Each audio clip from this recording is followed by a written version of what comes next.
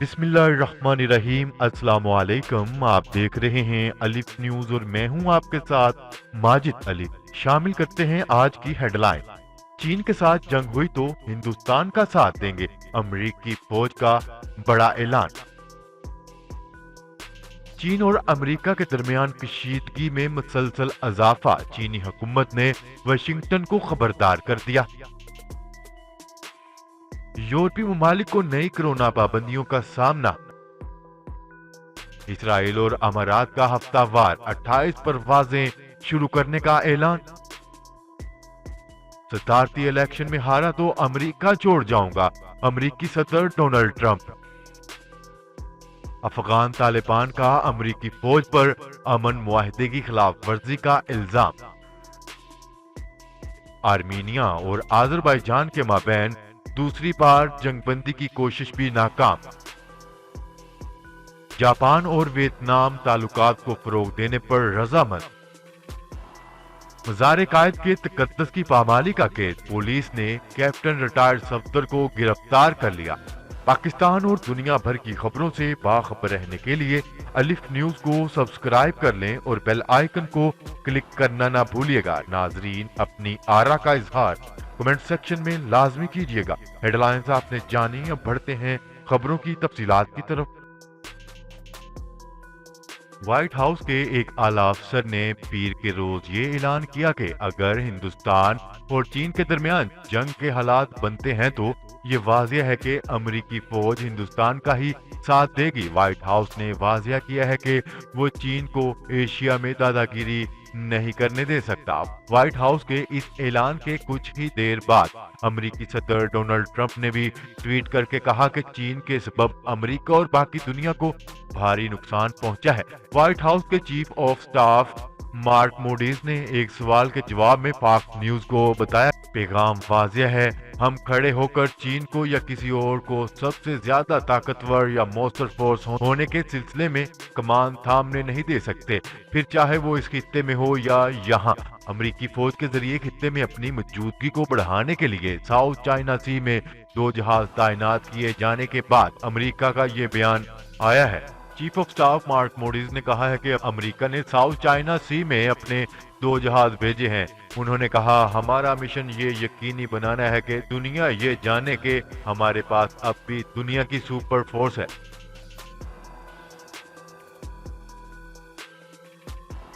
खबर के अगले हिस्से में बात करते हैं। चीन की हुकूमत ने वाशिंगटन को खबरदार करते हुए कहा है कि अमेरिका में चीनी स्कॉलर्स पर मुकदमे दर्ज करने पर चीन में मौजूद अमेरिकियों को गिरफ्तार किया जा सकता है। न्यूज रिपोर्ट के मुताबिक अमेरिकी अखबार स्ट्रीट जर्नल के मुताबिक चीन ने मुख्तलिफ ज़राए से अमेरिकी क़यादत को ये पैगाम भिजवाया है कि अमेरिका में चीनी स्कॉलर्स पर मुकदमे दर्ज करने का सिलसिला बंद किया जाए, वरना चीन में रहने वाले अमेरिकियों को भी चीनी कवानीन का सामना करना पड़ सकता है। वाज़ेह है कि गुज़िश्ता माह अमेरिका ने चीनी स्कॉलर्स पर चीनी फौज से राब्ते का इल्जाम लगाते हुए वीजा मंसूख कर दिया था। चीन का पैगाम था कि अमेरिकी अदालतों में चीनी स्कॉलर्स पर मुकदमे दर्ज करने का सिलसिला बंद किया जाए, वरना चीन में रहने वाले अमेरिकियों को भी चीनी कानून का सामना करना पड़ सकता है। वाज़ेह रहे कि अमेरिकी इंतजामिया का इल्जाम है कि चीन अमेरिका पर सबकत ले जाने के लिए अमेरिकी टेक्नोलॉजी और फौजी मालूमात चोरी करने के लिए जासूसी करता है। ताहम चीन इन इल्जामात की तरदीद करता है।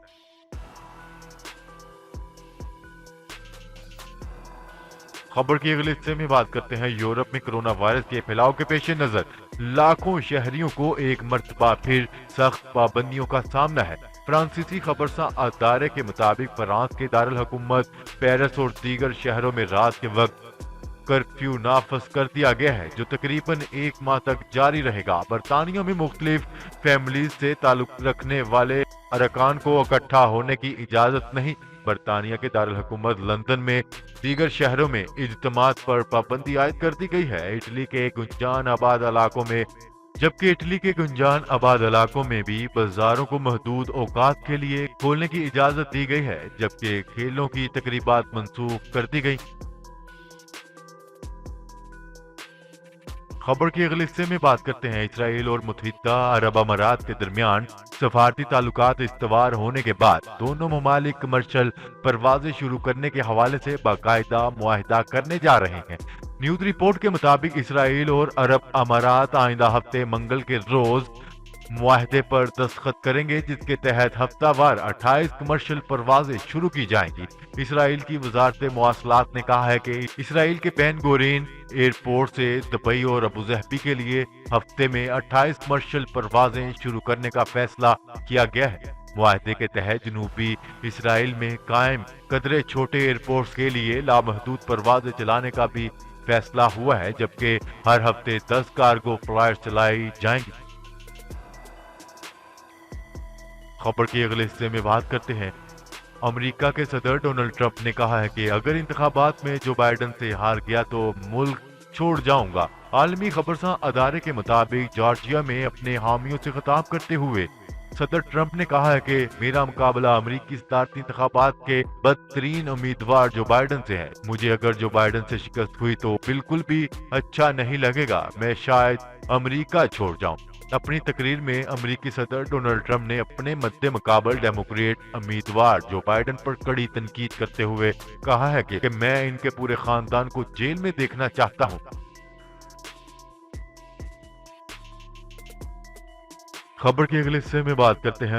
طالبان نے کہا ہے کہ افغانستان میں امریکی فوج امن معاہدے کی خلاف ورزی کر رہی ہے۔ اس بارے میں طالبان کے ترجمان نے بیان میں کہا ہے کہ صوبہ ہلمند میں بمباری کر کے امریکی فضائیہ نے دوحہ معاہدے کی خلاف ورزی کرتے ہوئے نہتے شہریوں کو نشانہ بنایا ہے۔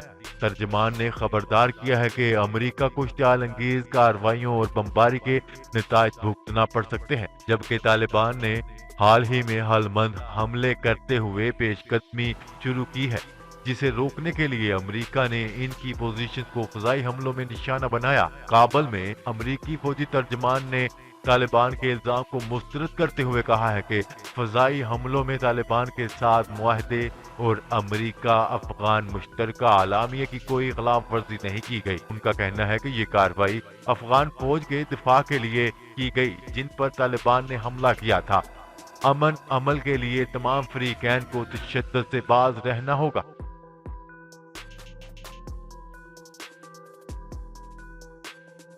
خبر کے اگلے حصے میں بات کرتے ہیں۔ آرمینیا اور آذربائیجان کے مابین جنگ بندی کی دوسری کوشش بھی بظاہر ناکام ہو گئی۔ نوکار باغ کے مختلف حصوں میں اتوار اور پیر کو بھی مسلح جھڑپیں جاری ہیں۔ حریف ممالک آرمینیا اور آذربائیجان کے درمیان نوکار باغ میں 27 ستمبر سے جھڑپیں جاری ہیں، جن میں اب تک سینکڑوں شہری اور فوجی ہلاک ہو چکے۔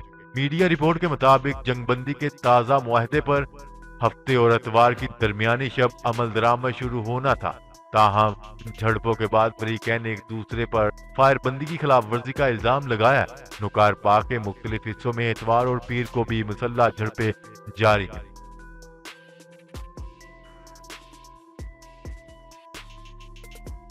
خبر کے اگلے حصے میں بات کرتے ہیں۔ خطے میں چین کے بڑھتے ہوئے اثر و رسوخ کے تناظر میں جاپان اور ویتنام نے دفاعی تعاون کو فروغ دینے پر اتفاق کر لیا اور دونوں وزرائے اعظم نے توانائی، ٹیکنالوجی اور اقتصادیات کے شعبوں میں بھی کئی ڈیلز کو حتمی شکل دے دی۔ جاپان خطے میں دیگر کئی ممالک کے ساتھ اسی طرز کے دفاعی معاہدے کو حتمی شکل دینے کا عمل جاری رکھے ہوئے ہے، جس کا مقصد چین کا بڑھتا ہوا اثر و رسوخ ہے۔ غیر ملکی خبرساں ادارے کے مطابق دارالحکومت ہنوئی میں پیر کو جاپانی وزیر اعظم اور ان کے ویتنامی ہم منصب نے ویتنام کو ٹیکنالوجی اور دفاعی ساز و سامان فراہم کرنے سے متعلق ایک سمجھوتے پر دستخط کر دیا۔